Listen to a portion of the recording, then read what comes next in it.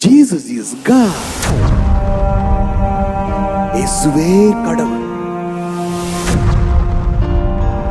இது பரிசுத்த ஆவியானவர் தருகிற ஞானம்.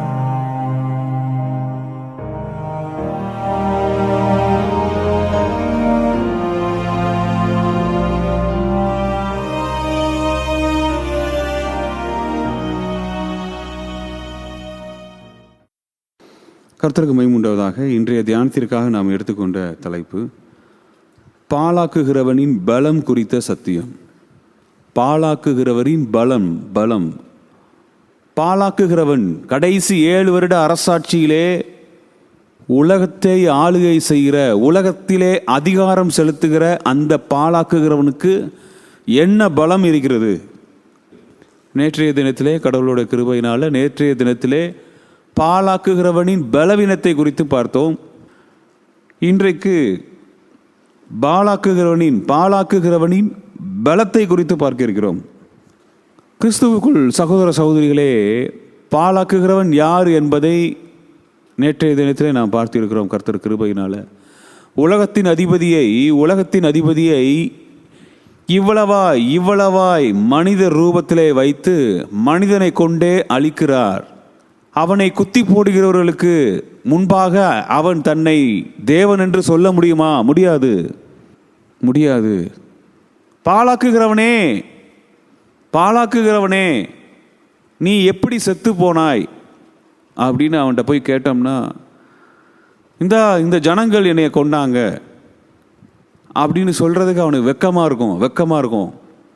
ஏன் அப்படின்னா, அவன் தன்னை தேவனை மாதிரி காட்டினான். தேவனை போல சிங்காசனத்தில் உட்காந்து தன்னை தேவன் போல காட்டிக்கிட்டான். எவ்வளோ அசிங்கம் பாருங்க. தேவனை போல காட்டினவன் மனுஷனால செத்தா எப்படி இருக்கும்? அசிங்கமாக இருக்குல்ல? இவ்விதமானதான் பிசாசின் முடிவு இருக்க போகிறது. எசேக்கியேல் 28ஆம் அதிகாரத்தை நாம் பார்த்தோம். பிசாசானவனுக்கு இவ்விதமாகத்தான் ஆண்டவர் முடிவு வைத்திருக்கிறார். இவன் தான் பாழாக்குகிறவன். பிசாசானவனின் பலம், உலகத்தின் அதிபதியானவனுக்குரிய பலம் என்ன? சத்துவம் என்ன? பிசாசானவனுடைய வல்லமை என்ன? சகோதர சகோதரிகளே, நமக்கு எதிராளியா இருப்பவனே பிசாசானவன். எதிராளியோடைய பலத்தையும் பலவீனத்தையும் நாம் தெரிஞ்சுக்கிட்டோம் அப்படின்னா அவனை மேற்கொள்வது மிக மிக எளிது. ஒரு ஆள் கூட நம்ம சண்டைக்கு போகிறோம், ஒரு தேசத்து மேலே, ஒரு ராஜா மேலே நம்ம ஒரு போர் தொடக்குறோம் அப்படின்னா எதிராளியோடைய பலனையும் அவனுடைய பலவீனத்தையும் குறித்து முதல்ல அறிவாங்க. ராஜாக்கள் அதை தான் செய்வாங்க. நீங்களும் நானும் தேவ பிள்ளைகள் என்பதனால பிசாசு நமக்கு எப்பொழுது எதிர்த்து நிற்பான். அவன் நம்மளுடைய எதிராளி எவனை விழுங்கலாமோ என்று அலைந்து திரிகிறான். அவனுக்கு எதிராய் போர் புரிகிற நீங்களும் நானும் அவனுடைய பலனையும் பலவீனத்தையும் குறித்தும் அறிந்திருப்பது எவ்வளவு பிரயோஜனமாக இருக்கும்னு பாருங்க, யோசிக்கணும். அறிந்து கொண்டு இருப்பது எவ்வளவு அவசியம் என்பதை நாம் பார்க்க வேண்டும். எவ்வளவு அவசியம் என்பதை நாம் யோசிக்க வேண்டும். மிக மிக அவசியமானது.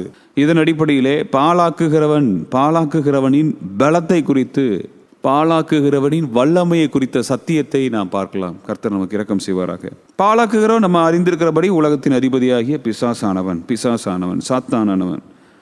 பேசிக்காக சாதாரண நிருபங்கள்லேருந்தே போகலாம். நிருபங்கள்லேருந்தே வசனங்களை நான் பார்த்து கொண்டே வரலாம். 1 பேதுரு 5ஆம் அதிகாரம் 9வது வசனம், விசுவாசத்தில் உறுதியாயிருந்து அவனுக்கு எதிர்த்து நில்லுங்கள். நல்லா கவனிக்கணும். உலகத்திலுள்ள உங்கள் சகோதரரிடத்திலே அப்படிப்பட்ட பாடுகள் நிறைவேறி வருகிறது என்று அறிந்திருக்கிறீர்களே. சகோதர சகோதரிகளே, முந்தின வசனத்தை சேர்த்து வாசிக்கலாம். தெளிந்த புத்தி உள்ளவர்களாய் இருங்கள், விழித்திருங்கள். ஏனெனில் உங்கள் எதிராளியாகிய பிசாசானவன் கர்ச்சிக்கிற சிங்கம் போல் எவனை விழுங்கலாமோ என்று வகை தேடி சுற்றித் திரிகிறான். விசுவாசத்தில் உறுதியாயிருந்து அவனுக்கு எதிர்த்து நில்லுங்கள். இதை நம்ம வாசிக்கும் போதே தெரியுது அவனுடைய பலம் என்ன, அவனுடைய பலவீனம் என்ன.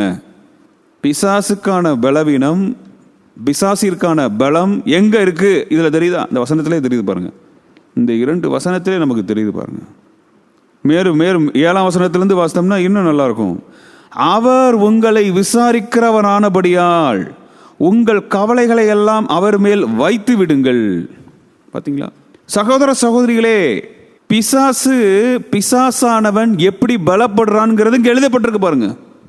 நீங்களும் நானும் எப்பம்லாம் கவலைப்படுறோமோ, நீங்கள் நானும் எப்பம்லாம் கவலைப்படுறோமோ அப்போ அவன் பலப்படுறான்.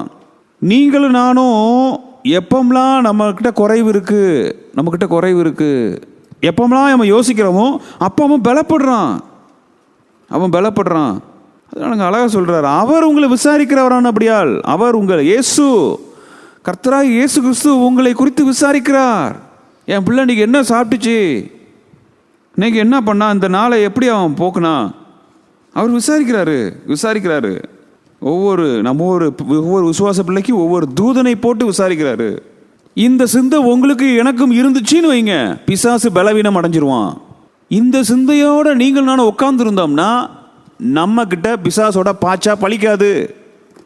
உங்களுக்கும் எனக்கும் அதான் கர்த்தர் இருக்கிறார், கர்த்தர் பார்த்துக்குவாரு அப்படின்னாலே போதும். பிசாசுக்கு மூஞ்சி தொங்கிரும், மூஞ்சி சுருங்கிரும். 8வது வசனம், தெளிந்த புத்தியுள்ளவர்களாக இருங்கள், விழித்திருங்கள், ஏனெனில் உங்கள் எதிராளியாகிய பிசாசான கர்ச்சிக்கிற சிங்கம் போல் எவனை விழுங்கலாமோ என்று வகை தேடி சுற்றித் திரிகிறான். அப்போ நீங்களும் நானும் தெளிந்த புத்தியுள்ளவர்களாக இருந்தோம்னா, விழிச்சிருந்தோம் அப்படின்னா, எந்த ரூட்டில் வாரான், என்ன செய்ய வாரான், வசனத்தை வாசிக்கும் போது விழித்திருந்து வாசிக்கணும், தூங்கி விழுந்து வாசிக்கக்கூடாது. பார்த்தீங்களா, இந்த மாதிரி தெளிந்த புத்தியுள்ளவர்களாக நம்ம இருந்தோம்னா பிசாசு நம் வாழ்க்கையிலே பலவீனப்பட்டவனாக இருப்பான். அவனுடைய பாச்சாலாம் நம்ம வாழ்க்கையில் பலிக்காது பாருங்க. ஆக நம்ம கவலையே படக்கூடாது. கவலையே படாமல் கர்த்தர் நம்ம வலது பரசத்தில் இருக்கிறாரு, நமக்கு என்ன கவலை? இந்த நிச்சயத்தோடு நீங்கள் நானும் இருக்கணும். வெறுமன வாயில் இல்லை, இருதயத்தில் எனக்கு தேவன் இருக்கிறார், அவர் என்னை பாதுகாப்பார், நான் ஏன் கவலைப்படணும், நாளைய தினத்தை குறித்து நான் எதுக்கு கவலைப்படணும், அவர் பார்த்துக்குவார், நாளைக்குள்ள காரியத்தை அவர் நாளைக்கு பார்ப்பார், அவர் பார்த்துக்குவார். சகோதர சகோதரிகளே, இது வாயில் இல்லை, இருதயத்தில் வேணும். இருதயத்தில் இருந்ததுன்னா அவன் நடுங்குவான், அவன் பலவீனமாக இருப்பான். நம்மக்கிட்ட அவன் பலவீனமானவன். தெளிந்த புத்தி உள்ளவர்களாக இருந்தோம்னா, விழித்து இருந்தோம்னா அவன் பலவீனமாக இருப்பான். விசுவாசத்தில் உறுதியாக இருந்தோம்னா அவன் பலவீனமாக இருப்பான். சகோதர சகோதரிகளே, நீங்கள் நான் விசுவாசத்தில் உறுதியாக இருந்தோம்னா அவன் பலவீனனாக இருக்கிறான். இதுதான் அவனுடைய பலம். பார்த்துக்குவாங்க, நாம் எப்பம்லாம் விசுவாசத்தில் சோர்ந்து இருக்கிறோமோ அப்போ அவன் பலப்படுறான். எப்பம்லாம் தெளிந்த புத்தி இல்லாமல், விழித்து இல்லாமல், ஜாக்கிரதையாக இல்லாமல் அசால்ட்டாக இருக்கிறோமோ, வசனம் சொல்லுது, நிற்கிறேன் என்று எண்ணுகிறவன் விழாதபடிக்கு எச்சரிக்கையாக இருக்க கடவன். அந்த எச்சரிக்கை இல்லாத பட்சத்தில் நான் யாரு, நான் என்கிட்டலாம் இந்த மாதிரிலாம் காரியம் நடக்காது, நான் எதற்குமே அடிமைப்பட்டவன் அல்ல அப்படின்னு சொல்லி அசால்ட்டாக இருந்துட்டான்னு அப்படிங்களேன், பிசாசு சிரிக்க ஆரம்பிச்சிருவான், பிசாசு பலன் அடைஞ்சிருவான். நாம் கவலைப்பட்டோம்னா அவன் பலன் அடைஞ்சிருவான். அப்போ ஆக மொத்தம் பிசாசுக்கு பலம் எங்கேருந்து கிடைக்குதுன்னா நம்மளுடைய ஆக்டிவிட்டீஸ்லேருந்து அவனுக்கு பலம் கிடைக்குது. பார்த்துக்கோங்க, நம்மளுடைய ஆக்டிவிட்டீஸில் தான் பலம் கிடைக்குது. அதான் கடைசி காலத்தை குறித்து ஆண்டவர் சொல்லும் போது அழகாக சொல்லியிருப்பாங்க. லூக்கா 21ஆம் அதிகாரம், ஆண்டவர் வருகையை பற்றிதான விஷயத்தை குறித்து கர்த்தர் பேசிக்கிட்டே இருப்பார். லூக்கா 21ஆம் அதிகாரத்தில் பேசிக்கிட்டே வரும்போது அவர் சொல்கிறார் பாருங்க, தேவ பிள்ளைங்களுக்கு சொல்கிறார். லூக்கா 21:34, உங்கள் இருதயங்கள் பெருந்திண்டியினாலும் வெறியினாலும் லௌகீக கவலைகளினாலும் பாரமடையாதபடிக்கும் நீங்கள் நினையாத நேரத்தில் அந்த நாள் உங்கள் மேல் வராதபடிக்கும் எச்சரிக்கையா இருங்கள். லௌகீக கவலைகளினால், லௌகீக கவலை, அநேக லௌகீக கவலைகள் உண்டு மனிதர்களுக்கு. அது பாரம் அடைஞ்சதுன்னு வைங்க, அந்த பாரம் நமக்குள்ள வந்துருச்சுன்னு வைங்க, எனக்கு அது இல்லையே, இது இப்படி இருக்குது, அது அப்படி இருக்குது, அந்த பாரம் அடைஞ்சதுன்னா பிசாசு பலன் அடைஞ்சிருவான். நம்ம வாழ்க்கையில் நம்ம விஷயத்தில் அவன் பலன் அடைஞ்சிருவான். விடவே கூடாது, ஒரு நாளும் அவனை பலன் அடைய விடக்கூடாது. அவனுக்கு வல்லமையை நீங்கள் நானும் தான் கொடுக்கணும். பார்த்துக்கோங்க, உங்களது கீழ்ப்படிதல் எனது கீழ்ப்படிதல் சரியா இல்லாட்டி அவன் பலப்படுதான். உங்களுடைய கீழ்ப்படிதல் தேவனுக்கு முன்பாக உங்களது எனது கீழ்ப்படிதல் இருக்கு பார்த்தீங்களா, அந்த கீழ்ப்படுதலை வச்சு தான் அவனுக்கு பலமும் பலவீனமும். மற்றபடி அவனோட செயல்படவே முடியாது. பாருங்க, கர்ச்சிக்கிற சிங்கம் மாதிரி வருவான், ஆனால் விழிச்சிருந்தா எதிர்த்து நிற்க சொல்கிறாரு. பேதுரு எதிர்த்து நிற்க சொல்கிறார். விசுவாசத்தில் உறுதியாக இருந்தால் அவனுக்கு எதிர்த்து நில்லுங்க. பிசாசுக்கு எதிர்த்து நிற்க உங்களுக்கும் எனக்கும் சத்துவம் உண்டு. விசுவாசத்தில் உறுதியாக இருந்தோம்னா அவனை எதிர்த்து நில்லுங்க. யாக்கோபு 4ஆம் அதிகாரம், யாக்கோபு 4ஆம் அதிகாரம் 7வது வசனம். தேவனுக்கு கீழ்ப்படிந்திருங்கள், பிசாசுக்கு எதிர்த்து நில்லுங்கள், அப்பொழுது அவன் உங்களை விட்டு ஓடி போவான். வசனம் அழகா இருக்கு பாருங்க. தேவனுக்கு கீழ்ப்படிந்திருங்க, பிசாசுக்கு எதிர்த்து நில்லுங்க. தேவனுக்கு கீழ்ப்படியாட்டி பிசாசுக்கு பயந்துருங்க. அப்படித்தான் எழுதப்பட்டிருக்கு. தேவனுடைய கற்பனைகளுக்கு, தேவனுடைய வார்த்தைகளுக்கு கீழ்ப்படியா உங்களுக்கு முடியலையா, அப்போ நீங்க பிசாசுக்கு பயந்துருங்க. தேவனுக்கு கீழ்ப்படிந்திருக்கக்கூடிய பிள்ளைகளுக்கு பயமே இருக்காது. பிசாசெல்லாம் பார்த்து பயப்பட வேண்டிய அவசியமே இல்லை. அப்போ பிசாசு பலன் அடைகிறது எங்க அப்படின்னா, உங்களுடைய கீழ்ப்படிதல். எனது கீழ்ப்படிதலை மையமாக வைத்து தான் பிசாசு பலன் அடைகிறதும் பலவீனப்படுறதும். சகோதர சகோதரிகளே, விழிப்போடு இருப்போம். பிசாசுக்கெல்லாம் எதிர்த்து நிற்கிறதுலாம் ஒரு பெரிய விஷயமே இல்லை. பிசாசுக்கு எதிர்த்து நிற்கிறது பெரிய விஷயம் இல்லை. நீங்கள் நானும் தேவனுக்கு கீழ்ப்படுகிறது தான் பெரிய விஷயம். தேவனுடைய வார்த்தைக்கு நடுங்கிறது தான் பெரிய விஷயம். தேவனுடைய வார்த்தைக்கு செவி சாய்க்கிறது தான் பெரிய விஷயம். தேவனுக்கு கீழ்ப்படிந்தக்கூடிய பிள்ளைங்க பிசாசுக்கு எதிர்த்து நிற்பாங்க. எபேசியர் 4ஆம் அதிகாரம் 26ஆம் வசனம். நீங்கள் கோபம் கொண்டாலும் பாவம் செய்யாதிருங்கள்.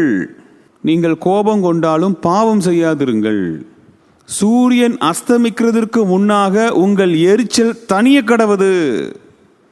பிசாசுக்கு இடம் கொடாமலும் இருங்கள். வார்த்தையை பாருங்க, சம்பந்தமே இல்லாமல் ஒரு வார்த்தை வந்திருக்கு பாருங்க. பிசாசுக்கு இடம் கொடாமல் இருங்கள். என்னடா அது? கோபம் கொண்டாலும் பாவம் செய்யாதீங்க, சூரியன் அஸ்தமிக்கிறதுக்கு முன்னாக உங்கள் எரிச்சல் தனிய கடவுது.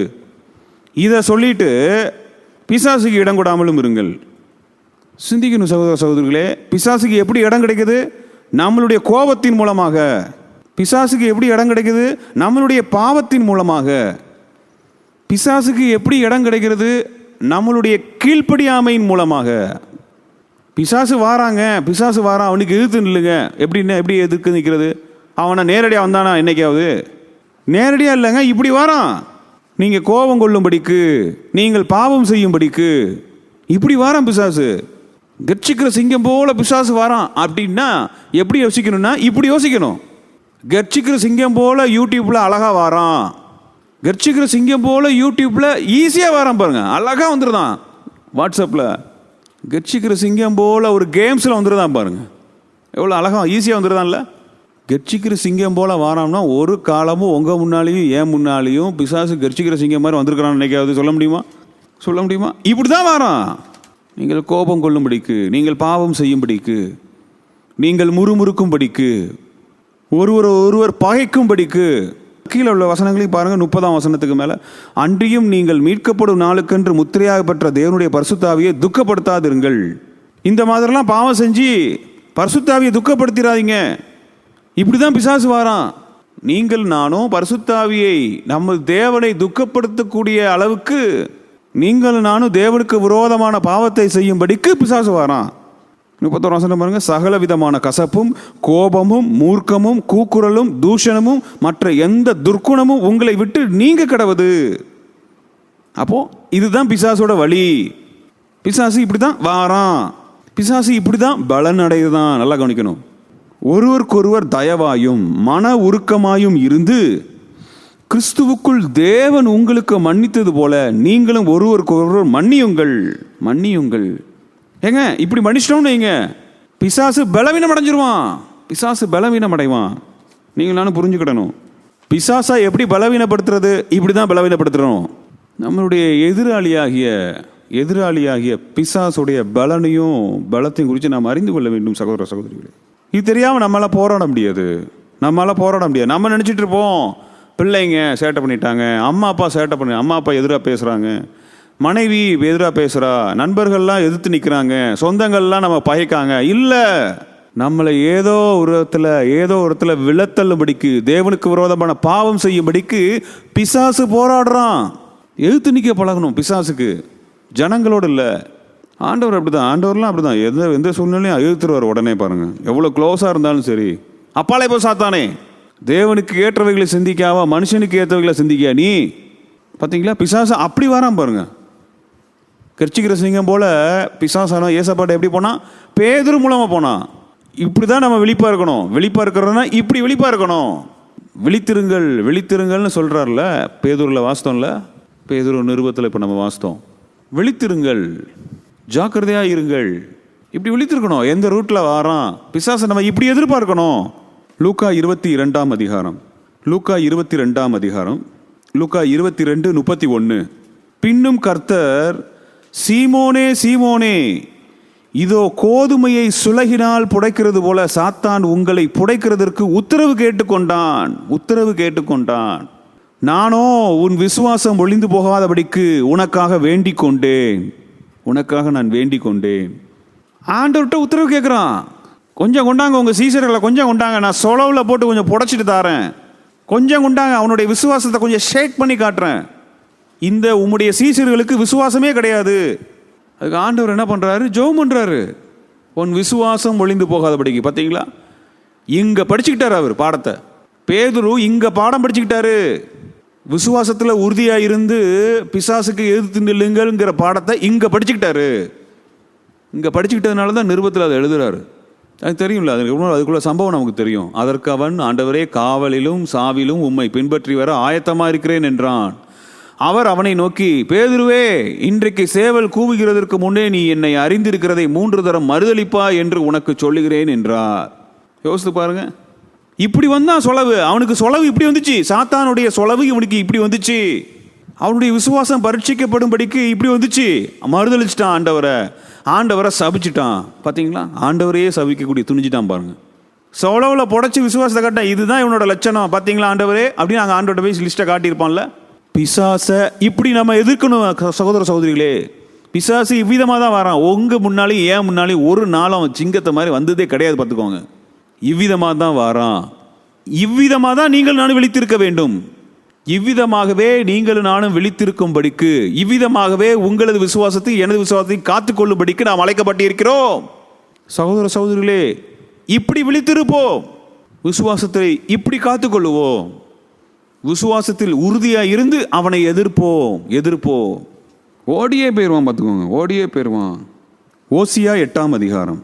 இப்போ நம்ம பார்த்த புதிய ஏற்பாட்டில் உள்ள வசனங்கள் தான் இதே மாதிரி தான். இதே காரியத்தை இன்னும் நமக்கு ஈஸியாக புரிஞ்சுக்கலாம். ஓசியா 8 அதிகாரம் 1வது வசனம். உன் வாயிலே எக்காலத்தை வை, புள்ளி வச்சுக்காமா, அவர்கள் என் உடன்படிக்கையை மீறி என் நியாயப்பிரமாணத்துக்கு விரோதமாக துரோகம் பண்ணினபடியால் கர்த்தருடைய வீட்டின் மேல் சத்துரு கழுகை போல் பறந்து வருகிறான். சகோதர சகோதரியை சிந்தித்து பார்க்கணும். உடன்படிக்கையை மீறி நியாயப்பிரமாணத்துக்கு விரோதமாக துரோகம் பண்ணினபடியினால், சும்மாலாம் வந்துட முடியாது. சும்மாலாம் பிசாசு நம்மக்கிட்ட பிரச்சனைக்கு வர முடியாது.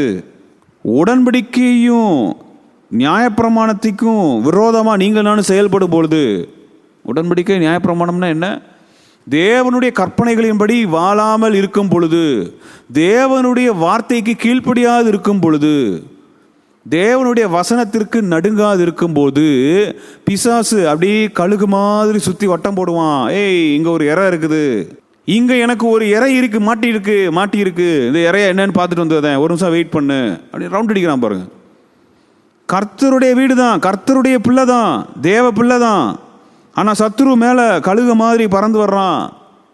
கழுகு போல வட்டம் எடுக்கிறான். நோட் பண்ணுறான். இடம் இருக்குது, கோவப்பட்டிருக்கான். இடம் இருக்குது, உள்ள கசப்பு வச்சுருக்கான். என் ஐட்டம் உள்ளே இருக்குது, என்னுடைய ஐட்டங்கள்லாம் உள்ளே வச்சுருக்கிறான். சகோதரர்களே, சிந்திப்போம். சத்துருவுக்கு இப்படி தான் பலம் கிடைக்குது. உலகத்தின் அதிபதியாகிய பிசாசுக்கு இப்படி தான் பலப்படுறான் பாருங்க. இப்படி தான் அவன் பலப்படுவதாக பழைய ஏற்பாட்டிலிருந்து இருக்குது வசனம். வேதா முழுக்க இப்படி தான் செயல்பட்டுருக்கான் பிசாசு. ஒரு காலமும் யார் முன்னாலேயும் நேரடியாக யோபுவே பிசாசை பார்த்தது கிடையாது, மறந்துடக்கூடாது. யோபுக்கு வந்த சோதனையை விட நமக்கு பெருசாக வந்துட போது. யோபுவே பிசாசை நேரடியாக பார்த்ததில்லை, மனைவி வழியாக தான் பார்த்துருக்குறான். பிசாசெல்லாம் யாரும் நேரடியாக பார்க்க போகிறது கிடையாது. அப்படிப்பட்ட சத்துவத்தெல்லாம் அவனுக்கு ஆண்டவர் கொடுக்கவே இல்லை. யார் தேவனுடைய உடன்படிக்கையை மீறி, யாருக்கு தேவனுடைய வார்த்தைக்கு கீழ்ப்படிய மனசு இல்லையோ, அங்கே தான் பிசாசு வட்டம் விடுகிறான். அங்கே தான் பிசாசு பலன் அடைகிறான். அங்கே தானே பிசாசு பலன் அடைகிறான். இதை நாம் அறிந்திருக்க வேண்டும் சகோதர சகோதரிகளே. இதற்கு தான் நாம் விழித்திருக்க வேண்டும். இவ்விதமாய்தான் நாம் அவனை எதிர்பார்க்க வேண்டும். நான் தேவனுக்கு விரோதமான காரியத்தை செய்திருக்கிறேன், என்னிடத்தில் குற்றம் உண்டு அப்படின்னு உங்கள் இருதயத்தில் சொல்லுமே ஆனால் எதிர்பார்க்கணும். நீங்கள் நானும் பிசாசு எந்த விதத்தில் வரப்போறான்னு தெரியலையே, ஆண்டவரே என்னை பலப்படுத்துங்க, பலப்படுத்துங்க. எந்த விதத்தில் எனக்கு சோதனை வரப்போகுதுன்னு தெரியலையே, என்னை பலப்படுத்துங்க. பேதுருக்கு அப்படி தான் வந்துச்சு. பேதுருக்கு வந்துச்சு. ஆண்டவர் அழகா ஐடியா சொன்னார். நீங்கள் சோதனைக்கு உட்படாதபடிக்கு விழித்திருந்து ஜெபம் பண்ணு அப்படின்னு அழகா ஆண்டவர் சொன்னார், ஐடியா சொன்னார். அவன் தூக்கம் வருதுன்னு தூங்கிட்டான் தோட்டத்தில். பாருங்க, 3 தடவை மறுதளிச்சிட்டான். பிசாசின் சொலவில் மாட்டிக்கிட்டான். ஸோ நீங்கள் நானும் தேவனுக்கு விரோதமான காரியத்தை செய்திருந்தோம் அப்படின்னா இப்படி எதிர்பார்க்கணும். பிசாசு எதுவும் வந்த மாதிரி தெரியலையேன்னு சொல்லிட்டு உணர்வு கட்டத்தனமாக இருந்துடக்கூடாது. ஆண்டவரே, நான் சோதிக்கிறதுக்கு ஏதுவான ஒரு சூழ்நிலைக்கு உட்பட்டு விட்டேன், நான் தீமை செய்து விட்டேன், இந்த சோதனையிலிருந்து நான் வெளியே வர, இந்த சோதனையிலே பிசாசை ஜெயிக்க என்னை பலப்படுத்தும் ஆண்டவரே. இந்த எண்ணத்தோடு போய் நம்ம ஆண்டவர் சமூகத்தில் விழுந்துடணும். பார்த்துக்கோங்க, ஆண்டவர் சமூகத்தில் விழுந்துட்டோம் அப்படின்னா தேவன் நம்மை பலப்படுத்துகிறவா இருக்கிறார். யாருக்குனாலும் சூழ்நிலைகள் சோர்வை கொடுக்கலாம், கிறிஸ்துவுக்கு சோதனை, கிறிஸ்துவுக்கு சூழ்நிலை வேதனையான ஒரு சூழ்நிலை இருந்துச்சு.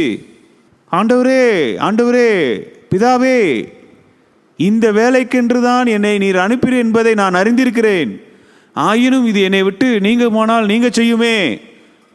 ஆயினும் உமது சித்தத்தின்படி ஆக கடவுது ஆண்டவரே, உமது சித்தத்தின்படியே ஆகட்டும் பிதாவே அப்படின்னு கேட்டார். பாருங்க, அவர் பிரேயர் பண்ணாரு, பலப்படுத்தப்பட்டார். கிறிஸ்து பலன் அடைஞ்சாரு, உடனே பலன் அடைஞ்சிட்டாரு. இதே மாதிரி சீசர்களுக்கும் சொன்னாரு, சீசர்களே உங்கள் ஆவி உற்சாகம் உள்ளது. நடக்கக்கூடிய காரியத்தெல்லாம் பார்த்தீங்கன்னா அதெல்லாம் உங்களுக்கு விளக்கம் கொடுத்து சொன்னோம்னா நீங்கள் இன்னைக்கு நைட்டு முழு ஜெபமே போட்டுருவீங்க. உங்கள் ஆவி அந்த அளவுக்கு பிரிஸ்காக இருக்கு, உற்சாகம் உள்ளது.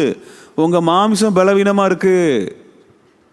இன்னைக்கு அதிகமாக அப்படியே போயிட்டு வந்ததுனால உங்கள் மாமிசம் பலவீனமாக இருக்கு.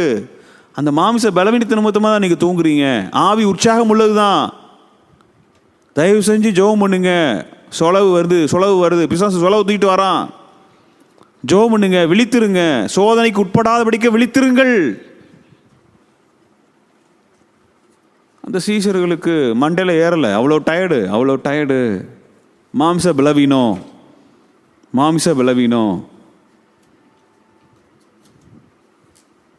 சகோதர சகோதரிகளை நீங்கள் நானும் சிந்திக்க வேண்டும். பிசாசுக்கு தனிப்பட்ட எந்த ஒரு வல்லமையும் கிடையாது. உங்களாலையும் என்னாலையும் அவனை ஜெயிக்க முடியும். அந்த நிலையில தான் அவன் இருக்கிறாங்கிறத மறந்துடக்கூடாது. அந்த நிலையில தான் அவனுக்கு சத்துவம் கொடுக்கப்பட்டு இருக்கிறது என்பதை நீங்கள் நான் மறந்துவிடக்கூடாது. நீங்கள் நானும் உலகத்தின் அதிபதியை ஜெயிக்க பிறந்தவர்கள். எப்படி ஜெயிக்கிறோம்? இப்படி ஜெயிக்கணும்.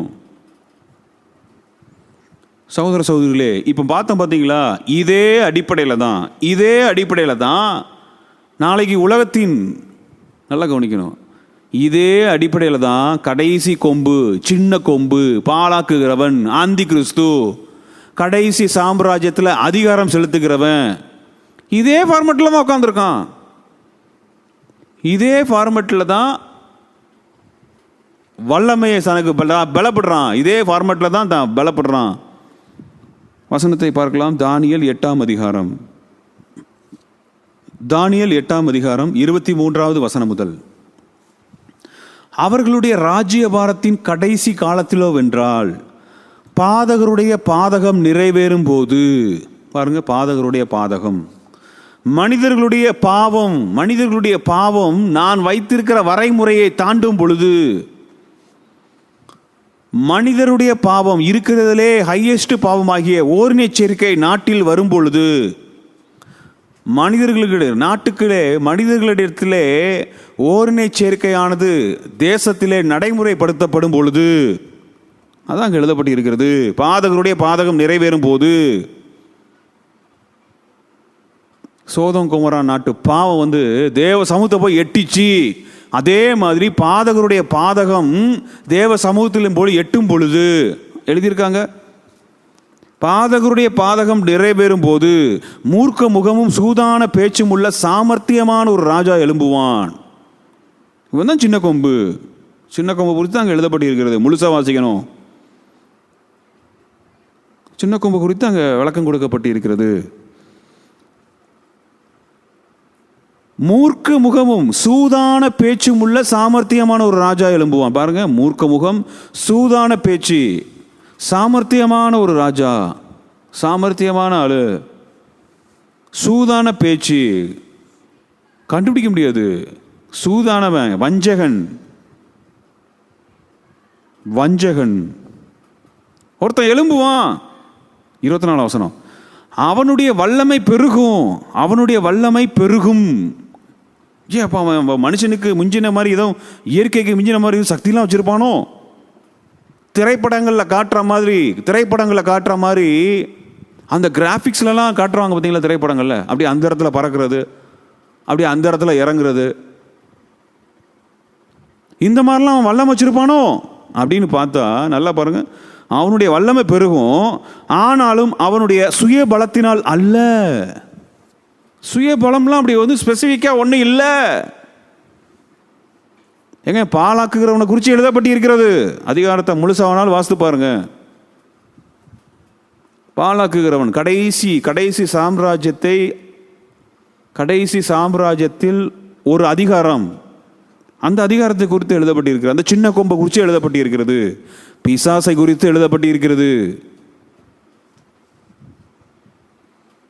மனுஷனா வாரான்ல, மனுஷனா வர வைக்கிறார்ல ஆண்டவர். வெளிப்படுத்தின விசேஷம் 17ஆம் அதிகாரத்தில் நம்ம வாசிச்சிருக்கிறோம். 8வது ஆனவன், பாதாளத்திலிருந்து ஏறி வந்து நாசமடைய போகிறவன், அவனை குறித்து எழுதப்பட்டிருக்கிறது. வெளிப்படுத்தின விசேஷம் 17ஆம் அதிகாரம், இதில் கை வச்சுக்கிடுவோம். வெளிப்படுத்தின விசேஷம் 17:8, நீ கண்ட மிருகம் முன்னே இருந்தது, இப்பொழுது இல்லை, அது பாதாளத்திலிருந்து ஏறி வந்து நாசமடைய போகிறது. பார்த்தீங்களா? 10வது வசனம், அவைகள் 7 ராஜாக்களும், அவர்கள் 5 பேர் விழுந்தார்கள், ஒருவன் இருக்கிறான், மற்றவன் இன்னும் வரவில்லை, வரும்பொழுது அவன் கொஞ்ச காலம் தரித்திருக்க வேண்டும். அதான் 2000 வருஷம் ஓடி இருக்கு, தரித்திருக்க வேண்டும். இருந்ததும் இராததுமாகிய மிருகமே 8வது ஆனவனும், அந்த 7லிருந்து தோன்றுகிறவனும் நாசமடைய போகிறவனுமாய் இருக்கிறான். பர்சன் பாருங்க, இருக்கிறான். 2 தெசலோனிக்கேயர் 2ஆம் அதிகாரம் 3ஆம் வசனம், எவ்விதத்தினாலும் ஒருவன் உங்களை மோசம் போக்காதபடிக்கு எச்சரிக்கையா இருங்கள், ஏனெனில் விசுவாச துரோகம் முந்தி நேரிட்டு கேட்டின் மகனாகிய பாவ மனுஷன்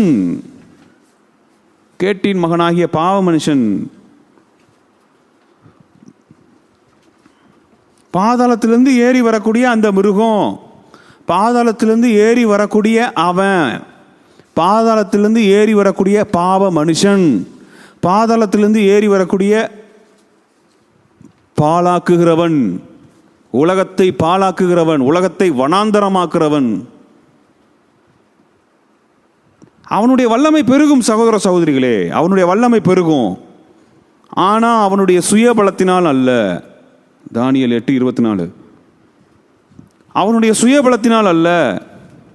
சுயமாலாம் அவனுக்கு எந்த பலமும் கிடையாது, சாதாரண மனுஷன்தான். சினிமாவிலலாம் அப்படி காட்டலையே, சினிமாவை பார்க்க சொல்லி ஆண்டவர் சொல்லவே இல்லையே. அந்தி கிறிஸ்து வேற மாதிரிலாம் சொல்லியிருக்காங்களே. நீங்கள் நானும் வசனம் கேட்கலையே. அவங்கக்கிட்ட வசனம் கேட்டிருக்கணும். எந்த அதிகாரத்தின்படி, எந்த வார்த்தையின்படி அந்தி கிறிஸ்து இப்படி இருப்பான்னு சொல்கிறீங்க அப்படின்னு சொல்லி கேட்கணும். கேட்க நம்ம தவறிட்டோம். இப்போ நாம் வேற மாதிரிலாம் எதிர்பார்க்குறோம். இப்போ வசனத்தை நம்ம வாசிக்கும் போது என்னடா வசனம் தப்பாக இருக்கான்னு நம்ம யோசிக்கிறோம். இல்லை சகோதர சகோதரிகளே, வசனம் தான் சத்தியம். நான் சொல்லக்கூடிய ஒரு கருத்தா சத்திய வேதாம வசனமா முரண்பாடாக இருக்குதே அப்படின்னு வந்துச்சுன்னா என் கருத்தை நீங்கள் தள்ளிடணும், மனுஷனுடைய கருத்துக்களை தள்ளிடணும். வசனம் என்ன சொல்லுதோ அதை நம்ம ஏற்றுக்கணும். வசனத்தின் அடிப்படையில் தான் நம்ம எதிராளியை பார்க்கணும். பாழாக்குகிறவனுடைய பலத்தையும் பலவீனத்தையும் குறித்து வசனத்தின் அடிப்படையில் நீங்கள் நானும் பார்க்கணும். அவனுடைய வல்லமை பெருகும், அவனுடைய சுயபலத்தினால் அல்ல. அவன் அதிசயமான விதமாக அழிவுண்டாக்கி, அதிசயம் படத்தக்க ஒரு விதம், டிஃப்ரெண்டா ஒரு விதத்தில் அழிவு உண்டாக்கி அனுகூலம் பெற்று கிரியை செய்து பாருங்க. அதிசயமான விதமாக அழிவு உண்டாக்கி. எவ்வளவு அழிம்பு இருக்கு இன்னைக்கு உலகத்தில், எத்தனை அழிம்பு இருக்கு தெரியுமா? அவன் உண்டாக்குறான், அவன் உண்டாக்கி வச்சிருக்கிறான் அலிம்பு, பார்த்துக்கணும். அவன் உண்டாக்கி வச்சிருக்கிற அலிம்பு. யூடியூப் இருக்குது, வாட்ஸ்அப் இருக்குது, ஃபேஸ்புக் இருக்குது, இன்ஸ்டாகிராம், எத்தனை ஐட்டங்கள் இருக்குது பாருங்கள், எத்தனை அலிம்பு இருக்குது பாருங்கள். அதிசயமான விதமாக அலிம்பு உண்டாக்கி. தானியேலுக்கு அது அதிசயமாக இருந்துச்சு. இது இல்லாமா இதில் எப்படி அப்பா அதிசயமாக இருக்குது, எழுது அப்படியே. அதிசயமான விதமாக அலிம்பு உண்டாக்கி அப்படியே எழுதி வச்சிருக்கிறார் பாருங்க தானியேல். அதிசயமான விதமாக அலிம்பு உண்டாக்கி அனுகூலம் பெறான் பாருங்க, இங்க பலப்படுறான் பாருங்க. அவன் அந்த அலிம்புக்குள்ள கையால விட்டவன், அந்த யூடியூப்புக்குள்ள வாட்ஸ்அப்புக்குள்ள விழுந்து போனவன் அங்க பலப்படுறான். அவன் எப்படி அங்க ஆண்டவர் அழகா சொன்னார்ல, நிருபங்கள் தோறும் சொல்லியிருக்கிறாரு, நிருபங்கள் தோறும் சொல்லியிருக்கிறாரு. விசுவாசத்துல உறுதியா இருந்து அவனை எதிர்த்து நில்லுங்க. விசுவாசம் உறுதி இல்லைண்டா அவன் பலன் அடைஞ்சிருவான், அவன் பிற நம்ம மேல பலன் அடைஞ்சிருவான். அதே மாதிரி அதே மெத்தட் தான் பாருங்க. அவன் அதிசயமான விதமாக அலிம்பெல்லாம் உண்டாக்கி, அதிசயமாக புதுசா திணுசா. இன்னைக்கு எத்தனை ஆப் வந்திருக்குல்ல, ஆப்பு மனுஷனை சீரழிப்பதற்கு எத்தனை ஆப் வந்திருக்கு பாருங்க. அது ஆப்பு கிடையாது, உண்மையிலே மனுஷனுக்கு ஆப்பு, மனுஷனை சீரழிய பண்ணக்கூடியது, மனுஷனை அழிக்கக்கூடியது, பாவத்தை தண்ணி மாதிரி குடிக்க வைக்கக்கூடிய ஆப் எத்தனை இருக்கு. அலிம்பு சகோதர சகோதரிகளே, அலிம்பு அதிசயமான விதமாக காத்துல டவுன்லோட் பண்ணி வச்சுக்கிட்டு நம்ம டவுன்லோட் பண்ணி வச்சுக்கிட்டு இருக்கோம் பாருங்க. ஒவ்வொரு அலிம்பா நம்ம டவுன்லோட் பண்ணி நம்மளுடைய மொபைல் ஃபோன்லையும் கம்ப்யூட்டர்லையும் ஏற்றி வச்சுட்டு இருக்கோம். அதிசயமான விதமாக அலிம்புண்டாக்கி அனுகூலம் பெற்று பாருங்க, அதில் கிடைக்கக்கூடிய அனுகூலம், அதுல இருந்து பலப்படுறான். கிரியை செய்து பாருங்க, இவ்வளோத்தையும் செஞ்சு பலவான்களையும் பரிசுத்த ஜனங்களையும் அழிப்பான். சும்மாலாம் அவனை அழிச்சிட முடியாது, சும்மாலாம் பிசாசு யார் மேலேயும் கை வைக்க முடியாது. யார் யார் பிசாசுக்கு இடம் கொடுக்குறாங்களோ அங்கதான் அவன் பருப்பு வேகும். நீங்கள் நானும் கோபத்தில், நீங்கள் நானும் வைராக்கியத்தில், நீங்கள் நானும் கசப்புக்கெல்லாம் இடம் கொடுத்தோமே ஆனால் பிசாசு உள்ள வருவான். மற்றபடி அவனால் வர முடியாது. அவனால் நம்மக்கிட்ட அவனுக்கு பலமே இருக்காது. அவன் ஒரு பலவீனமானவன். அதே கேட்டகரி தான் இவனும், அதே கேட்டகரியில் தான் இவனும் இருக்கான் பாருங்க. பலவீனமான மனிதன். உங்களையும் என்னைய மாதிரி சாதாரண மனுஷன் தான் பார்த்துக்குவாங்க. இவ்விதமாக செயல்பட்டு தான் பலவான்களையும் பரிசுத்த ஜனங்களையும் அழிப்பான். 25ஆம் வசனம், அவன் தன் உபாயத்தினாலே வஞ்சகத்தை கைகூடி வர பண்ணி பாருங்க, தன் உபாயத்தினாலே தனது திட்டத்தினாலே வஞ்சகத்தை கைகூடி வர பண்றது. வஞ்சிக்கிறதே ஒரு பெரிய விஷயம். அந்த வஞ்சிக்கிற காரியத்தை கைகூடி வர பண்ண அது எவ்வளவு விவரம் பாருங்க. இவன் தான் வஞ்சித்தான்னு யாருக்குமே தெரியாது, அந்த அளவுக்கு செய்யறது. அதான் வஞ்சகத்தை கைகூடி வர பண்றது. ஒரு ஆளை வஞ்சிக்கணும், ஆனால் அந்த ஆளுக்கு தெரியக்கூடாது இவன் தான் என்னை வஞ்சிக்கிறாங்கிறது தெரியக்கூடாது, அப்படி செயல்படுறது. அவன் தன் உபாயத்தினாலே வஞ்சகத்தை கைகூடி வரப்பண்ணி தன் இருதயத்தில் பெருமை கொண்டு நிர்விசாரத்தோடு இருக்கிற அநேகரை அழித்து. பார்த்தீங்களா, நிர்விசாரத்தோடு இருக்கிற அநேகரை அழித்து. யாரெல்லாம் விழித்து இருக்கிறாங்களோ அவங்களே அல்ல. வசனம் சொல்லுது பாருங்க, திரும்ப திரும்ப எத்தனை தடவை சொல்லியிருக்கு. என் ஜனங்களே விழித்திருங்கள். ஏசப்பா எத்தனை தடவை சொல்லியிருக்காரு, இடைவிடாமல் ஜெபம் பண்ணுங்கள், விழித்திருங்கள், உங்கள் எதிராளியான பிசாசு எத்தனை இடத்த சொல்லியிருக்காரு. கடைசி காலத்தை குறித்து சொல்லும் போதெல்லாம் விழிச்சிருங்கன்னு ஏசப்பா சுவிசேஷ புத்தகத்தில் எத்தனை சொல்லியிருக்காரு. விழித்திருங்கள் என்கிற வார்த்தைக்கு எதிர்ச்சொல் தான் என்ன தெரியுமா? நிர்விசாரம். விழித்திருங்கள் என்கிற வார்த்தைக்கு எதிர்ச்சொல் நிர்விசாரம். நிர்விசாரம் என்கிற வார்த்தைக்கு எதிர்ச்சொல் விழித்திராமை. பாருங்க, கரெக்டா இருக்கா? யாரெல்லாம் நிர்விசாரத்தோடு இருக்கிறார்களோ, நிர்விசாரத்தோடு இருக்கிற பலவானையும் பரிசுத்த ஜனங்களையும் அழிப்பான். எல்லாரையும்லாம் அழிச்சிட முடியாது. பரிசுத்தவான்கள் எல்லார் மேலேயும் கை வைக்க முடியாது அவனால். விசுவாசத்தில் பலவீனமாக இருக்கிறவங்க, இன்னும் வைராக்கியம், கோபம், சண்டை, பிரிவினை, அவங்கக்கிட்ட தான் அவன் பாய்ச்சாலாம் பழிக்கும். இன்னும் அவனுடைய அலிம்புக்குள்ளே கையை காலை விட்டுட்டு இருக்கிறது, இன்னும் உலக இச்சைகளுக்கு ஏற்ற மாதிரி வாழ்கிறது, அவங்கள தான் அவனால் அழிக்க முடியுங்க. பிசாசு தானே, இவ்வளோதான் அவனுடைய பலம். பார்த்துக்கோங்க, பாலாக்குகிறவனுடைய பலம் இங்க இருக்கு. நம்மளுடைய நிர்விசாரமே, உங்களது எனது நிர்விசாரமே நம்முடைய எதிராளியாகிய பாலாக்குகிறவனுடைய பலம். மறந்துடக்கூடாது. நம்முடைய விழித்திருத்தலே, நம்ம விழிச்சிருந்தோம் அப்படின்னா நம்ம எதிராளி பலவீனமாயிட்டான்னு அர்த்தம். நாம் நிர்விசாரமாக இருந்தோம்னா அவன் பலன் அடைஞ்சிருவான். நாம் ஜாக்கிரதை இல்லாதவர்களாக இருந்தோம்னா அவன் பலன் அடைஞ்சிருவான். நிர்விசாரத்தோடு இருக்கிற அநேகரை அழித்து அதிபதிகளுக்கு அதிபதியாக இருக்கிறவருக்கு விரோதமாக எழும்புவான். தேவனுக்கு விரோதமாக எழும்புவான். பாருங்கள், ஏசாயால இருக்கும், எசேக்கியேல்ல இருக்கும், வெளிப்படுத்தின விசேஷம் 13ஆம் அதிகாரத்தில் இருக்கும். பெருமையானவர்களை பேசுறது, தேவனுக்கு விரோதமான வார்த்தைகளை பேசுறது. எழும்புவான். இப்படிலாம் செஞ்சப்பட்டு எழும்புவான். நித்தியமாக இருந்துருவானா? இல்லை.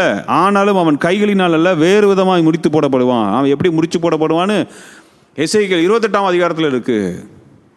தன்னை தேவனை மாதிரி காட்டிக்கிட்டான்ல, இந்த ஒரு சாதாரண மனுஷன் வந்து உன்னை அழிப்பான்டா அப்படி வச்சுட்டார் பாருங்க ஆண்டவர். தன்னை தேவன் என்று சொல்லிக்கிட்டல்ல, நீ தேவன் இல்லைங்கிறதுக்கு உன்னுடைய அழிவே, உன்னுடைய மரணமே அத்தாட்சி. நீ தேவன் இல்லைங்கிறதுக்கு எப்படி? ஆமாம், உன்னை ஒரு சாதாரண மனுஷன் தானே அழிச்சான். பிறகு எப்படி நீ தேவனாக இருக்க முடியும்? பாருங்க, கர்த்தர் எவ்வளவு நீதி உள்ளவர் பாருங்க. பிசாசு எவ்வளவு சிறுமையானவன் நீங்கள் யோசிக்கணும், நானும் யோசிக்கணும். பிசாசு எவ்வளவு பலவீனமானவன் யோசிக்கணும். அவனுடைய பலம் வந்து நம்மளுடைய கீழ்ப்படியாமல் இருக்கு. அவனுடைய பலம் வந்து நீங்கள் நானும் தேவனுக்கு கீழ்ப்படியாமல் இருந்தோம்னா அவன் பலம் அடைகிறான். அவங்களுக்கு அங்கே தான் பலம் இருக்குது. அப்போ உங்களுடைய நிர்விசாரம், என்னது நிர்விசாரம் தான் பிசாசை பலன் உள்ளவனாய் மாற்றும்.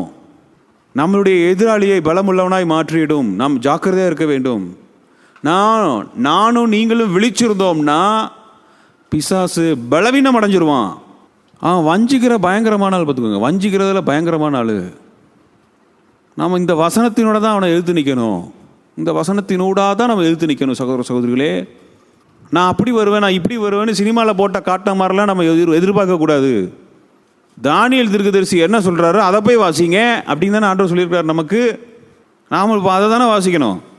பிரசங்கம் பண்ணக்கூடிய ஊழியக்காரங்க சினிமா படம் எடுத்து போட்டிருக்காங்க. கைவிடப்பட்டால் எப்படி இருக்கும் அப்படிங்கிறதுக்கு ஒரு சின்ன எக்ஸாம்பிளுக்காக பார்த்தேன். எப்படி இருந்துச்சு? வசனத்துக்கு விரோதமான கருத்தை தெரிவிக்குதுல்ல. வசனத்துக்கு விரோதமான கருத்தை தெரிவித்து பாலாக்குகிறவனை குறித்து உங்களுக்கு எனக்கும் பயத்தெல்லாம் உண்டு பண்ணுது. அது வசனத்துக்கு முரண்பாடாக தெரியல. வசனம் என்ன சொல்லுது? பரிசுத்தவான்கள் அவனுக்கு ஜெயிப்பார்கள், அவனை சாட்சியின் வசனத்தினால் ஜெயிப்பார்கள்னு எழுதப்பட்டிருக்கிறது. நிர்விசாரத்தோடு இருக்கிற அநேகரை அழிப்பான். எல்லாரையும்லாம் அழிக்க முடியாது. பாருங்கள், அது இந்த நிர்விசாரம் நம்ம மத்தியில் இன்னைக்கு இருக்குது பாருங்கள். நம்ம ஊர்லலாம் உண்டு பாருங்கள். எசேக்கியேல் 16ஆம் அதிகாரம், எசேக்கியேல் 16:49. இதோ கர்வமும் நான் யாரு, நான் எப்படிப்பட்டவன்? கர்வமும் ஆகார திரட்சி, விதவிதமான ஆகாரங்கள். பாருங்க, இந்த வார்த்தைலாம் அப்படி பெருந்திண்டி சொல்லியிருக்கிறார்ல ஆண்டவர். லூக்கா 21 சொல்லியிருக்கிறார் பாருங்க. பெருந்திண்டியா இருக்காத, லௌகீக கவலைப்படாத. பாருங்க, இந்த வார்த்தை அப்படி இருக்கு பாருங்க. கர்வமும் ஆகார திரட்சியும் நிர்விசாரமான சாங்கோம்பம் ஆகிய இவைகளே உன் சகோதரியான சோதோமின் அக்கிரமம். இவைகளே அவளிடத்திலும் அவள் குமாரத்திகளிடத்திலும் இருந்தன. பார்த்தீங்களா? சோதோம் குமாரா ஆண்டவர் கவுத்து போட்டாரு.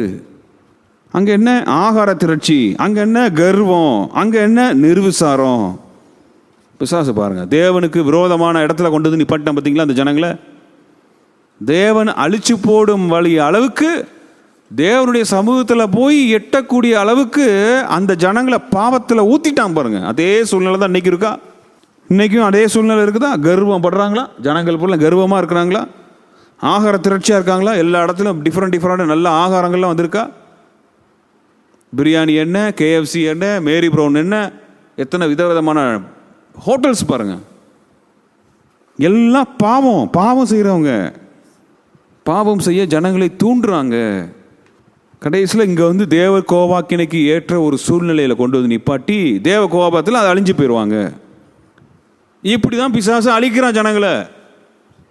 இப்படி தான் யாரை விழுங்கலாமோ என்று வகை தேடி சுற்றி திரிகிறான். இப்படி தான் மேலே கழுத மாதிரி சுற்றிக்கிட்டே இருக்கிறான். இப்படி தான் இடம் கிடைக்குமான்னு ஒவ்வொரு குடும்பத்துக்குள்ளேயும் உள்ளே போக பார்க்குறான். யாராவது கோவப்பட்டுற மாட்டாங்களா? யாராவது சண்டை போட்டுற மாட்டாங்களா? யாராவது மன்னிக்காமல் இருக்க மாட்டாங்களா? வசனம் என்ன சொல்லுது தெரியுமா சகோதர சகோதரே? வசனத்தை நாம் பார்ப்போம். சூரியன் அஸ்தமிக்கிறதுக்குள்ள முடிக்காட்டி பிசாசு மாட்டிக்கிட்டான், நைட் ஆயிடுச்சு, ஜாக்கிரதையாக இருப்போம், விழிச்சிருப்போம். யோவான் 14ஆம் அதிகாரம், யோவான் 14:30. இனி நான் உங்களுடனே அதிகமாய் பேசுவதில்லை, இந்த உலகத்தின் அதிபதி வருகிறான், அவனுக்கு என்னிடத்தில் ஒன்றுமில்லை. அவனுடைய அழிம்புக்கெல்லாம் நான் உட்படவில்லை. அவனுடைய வாட்ஸ்அப்பு ஃபேஸ்புக்கெலாம் என்கிட்ட இல்லை. இப்படி சொன்னார் பாருங்க ஆண்டவர். ஏன் நாம் அப்படி எடுக்கக்கூடாது சகோதர சகோதரிகளே? உலகத்தின் கடைசி காலத்தில் நீங்கள் நான் வாழ்ந்து கொண்டு இருக்கிறோமே. கர்த்தர் அங்கே சொன்ன வார்த்தை அதுதானே. அந்த ராஜ்யத்தில் ரோம அரசை கொண்டு உலகத்தை ஆண்டு வந்த உலகத்தின் அதிபதிக்கு வாட்ஸ்அப் ஃபேஸ்புக் கிடையாது. உலகத்தின் சகல ராஜ்யத்தையும் அதன் மேன்மையும் காட்டினான். இன்னைக்கு ஜனங்கள் மத்தியில் போய் பிசாசு என்ன காட்டிகிட்டு இருக்கான் தெரியுமா? நிறைய ஆப்ஸ் காட்டிகிட்டு இருக்கான். இந்த ஃபேஸ்புக்கில் இது வாங்கிக்கோங்க, வாட்ஸ்அப் வச்சுக்கோங்க, யூடியூப் யூஸ் பண்ணுங்க. ஆண்டவங்க சொல்கிறார் பாருங்க, இந்த உலகத்தின் அதிபதி வருகிறான், அவனுக்கு என்னிடத்தில் ஒன்றுமே இல்லை, அவனுடைய காரியம் எதுவும் என்கிட்ட இல்லை. இதை நீங்கள் நானும் சொல்ல முடியுமா? சகோதரி, நாம் இந்த காலத்தில் தான் உட்காந்துருக்கிறோம். மிருகத்தின் அரசாட்சி காலத்தில் தான் உட்காந்துருக்கோம். இந்த மிருகத்தோட முத்திரையை கொண்டு தான் நீங்கள் நானும் பர்ச்சேஸ் பண்ணிகிட்டு இருக்கோம். இன்னைக்கு சரீரத்தில் தரிச்சிக்கல, அவ்வளோதான். மற்றபடி எல்லாமே நம்பருக்கெல்லாம் உட்பட்டு ஏடிஎம் கார்டெலாம் வச்சுருக்கிறோம். கார்டை ஸ்வைப் பண்ணுறோம், அக்கௌண்ட்டில் காசு வருது போகுது. யோசிக்கணும். இன்றைக்கி நீங்கள் நானும் சொல்லணும்.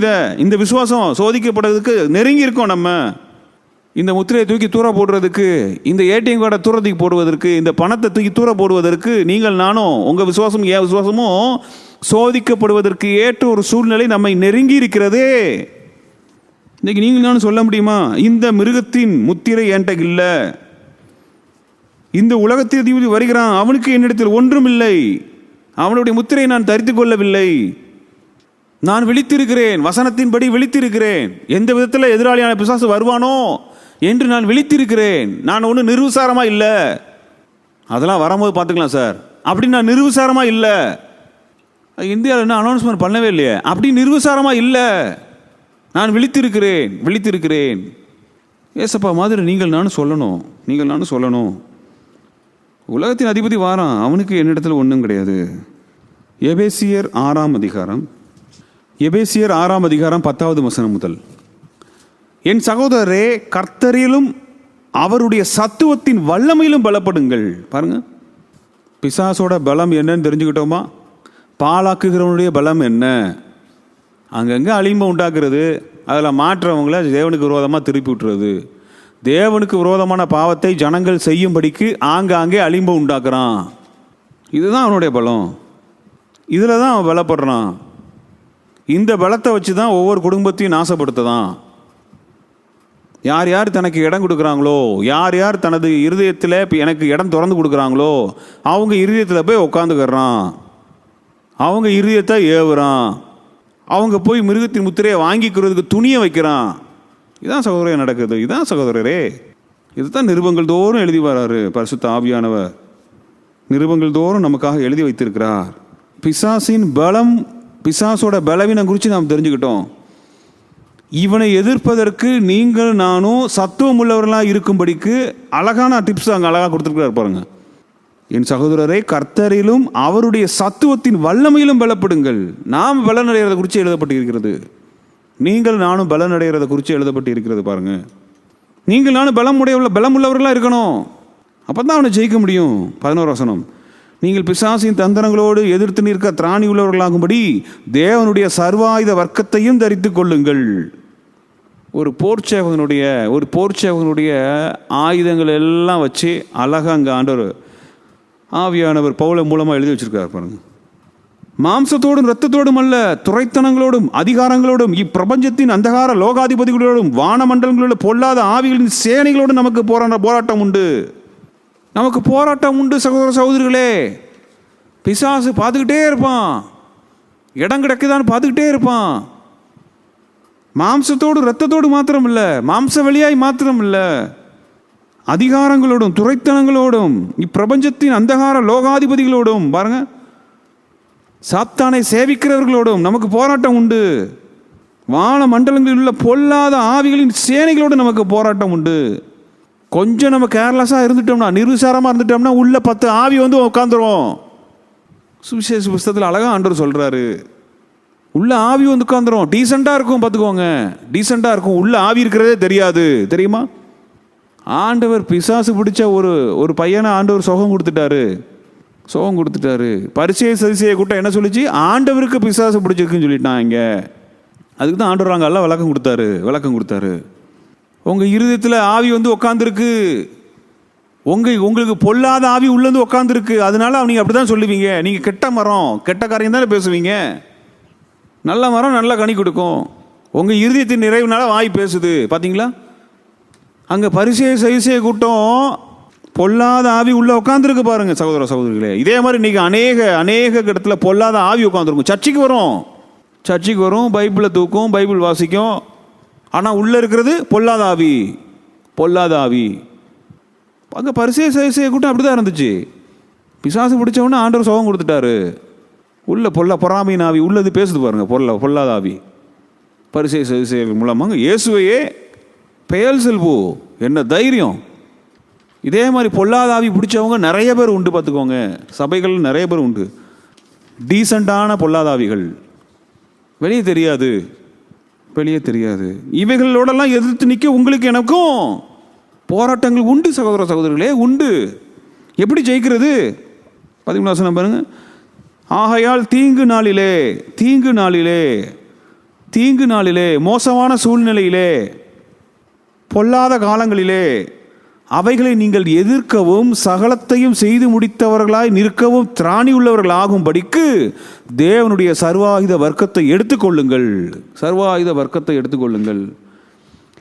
இந்த பிசாசை எதிர்த்து நிற்கும்படிக்கு, இந்த பொல்லாத ஆவிகளோடு எதிர்த்து நிற்கும்படிக்கு நான் சொல்லக்கூடிய இவ்விதமான சர்வாயுத வர்க்கத்தை எடுத்துக்கொள்ளுங்க. என்ன சர்வாயுத வர்க்கமா? அப்போ உண்மையிலே சர்வாயுத வர்க்கத்தை எடுக்கணுமா? இல்லை, அவர் கரெக்டாக சொல்கிறார் பாருங்க. 14 வசனம். சத்தியம் என்னும் கச்சை, சத்தியம் இருக்கணும். சத்தியம் என்னும் கச்சை வேணும்.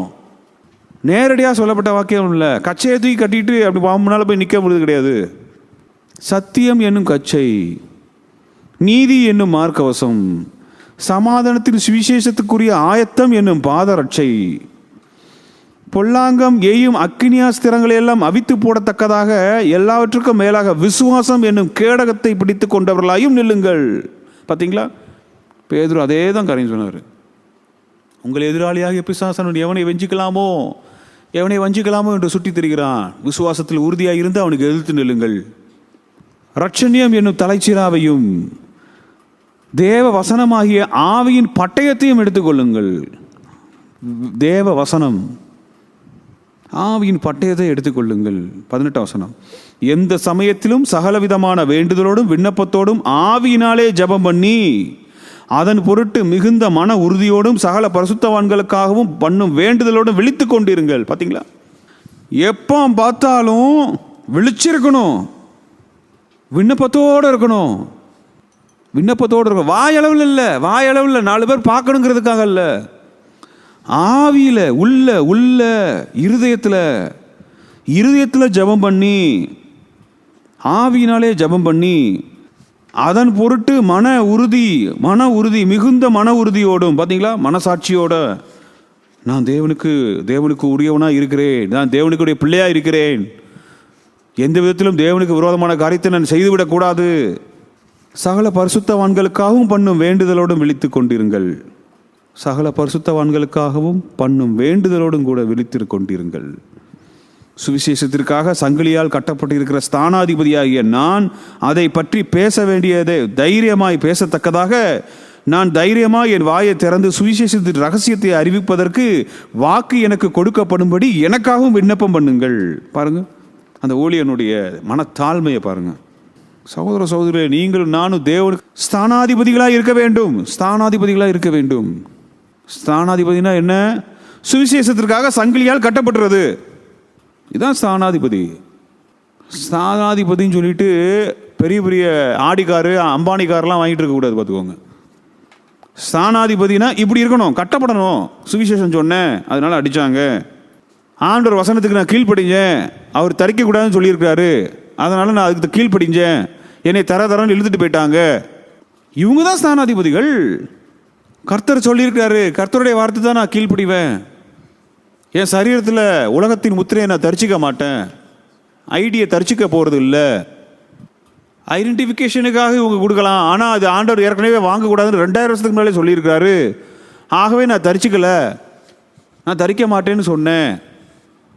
எங்கள் வீட்டில் என்னை போலீஸ்காரங்க பிடிச்சி இழுத்துட்டு போனாங்க, இப்படி சொல்லணும் சாட்சி. இவர்கள் தான் அப்போஸ்தலர்கள், இவர்கள் தான் தேவ பிள்ளைகள், இவர்கள் தான் தேவனுடைய சேனை, இவர்கள் தான் தேவனுடைய சேனையிலே ஸ்தானாதிபதியாக இருப்பவர்கள். சகோதர சகோதரிகளே, இன்னமும் நீங்களும் உங்கள் இருதயமும் என் இருதயமும் இன்னும் நம்மக்கிட்ட இப்படி சொல்லவே கூடாது. நான் இன்னும் உலகத்தில் ஒரு சில காரியங்களுக்கு நான் இன்னும் அடிமைப்பட்டவன் அப்படின்னு சொல்லவே கூடாது. உங்கள் இருதயமும் என் இருதயமும். ஏசப்பா அப்படி சொன்னார் பார்த்தீங்களா? அவர் இருதயத்திலேருந்து சொன்னார் பாருங்க. உலகத்தின் அதிபதிக்கு என்கிட்ட ஒன்றுமே இல்லை, என் இருதயத்தில் ஒன்றும் இல்லை. நீங்கள் நான் பிசாசை ஜெயிக்கும்படிக்கு அழைக்கப்பட்டிருக்கிறோம். வெளிப்படுத்தின விசேஷம் 12ஆம் அதிகாரம் 11வது வசனம். மரணம் நேருகிறதா இருந்தாலும் அதற்கு தப்பும்படி தங்கள் ஜீவனை பாராமல் ஆட்டுக்குட்டியின் இரத்தத்தினாலும் தங்கள் சாட்சியின் வசனத்தினாலும் அவனை ஜெயித்தார்கள். பரிசுத்தவான்கள் அவனை ஜெயித்தார்கள். எப்படி ஜெயித்தார்கள்? அதே வெளிப்படுத்தின விசேஷம் 2:10. எப்படி ஜெயித்தார்கள்?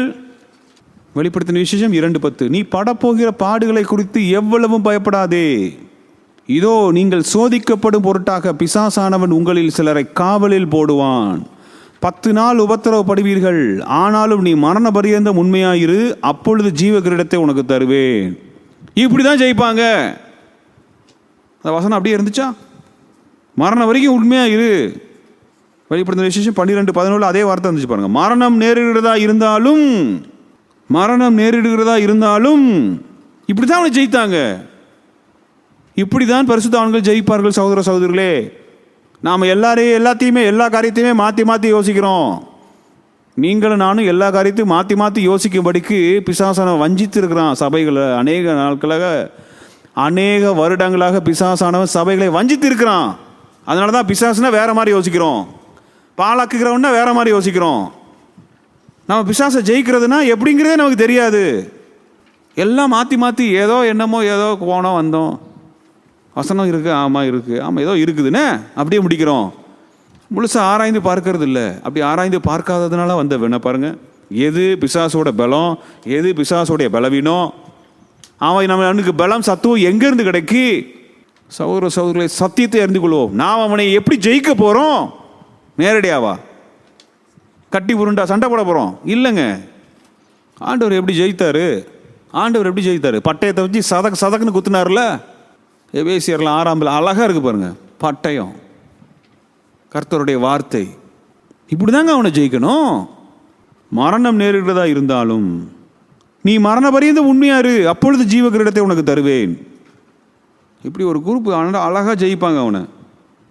7 வெளிப்படுத்தின விசேஷம் 7ஆம் அதிகாரம், வெளிப்படுத்தின விசேஷம் 7:14.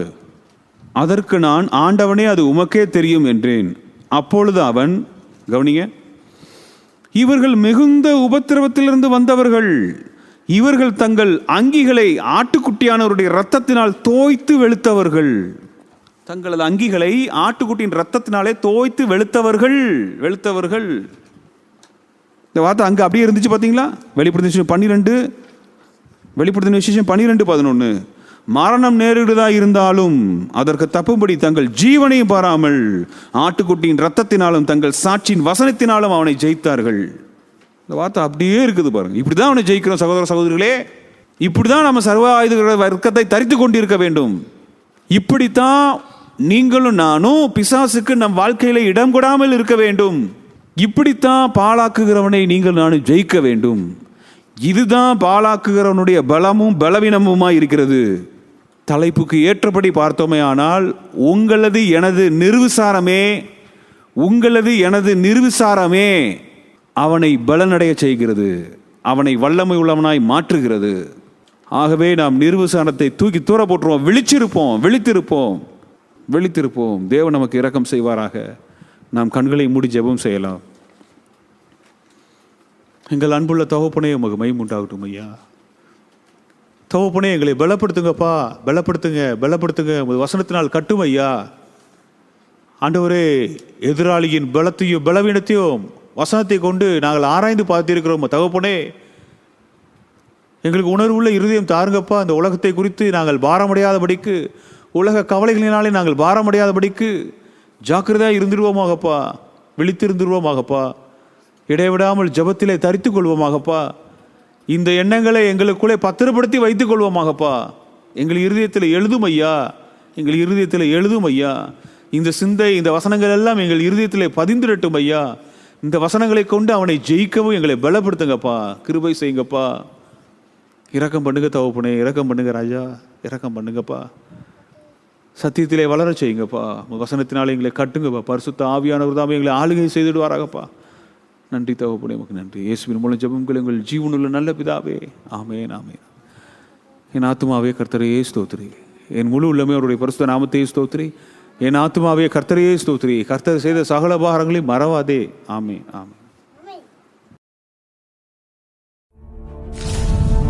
காது உள்ளவன் கேட்க கடவன். கர்த்தராகிய இயேசு கிறிஸ்து சீக்கிரமாய் வருகிறார். ஆமென்.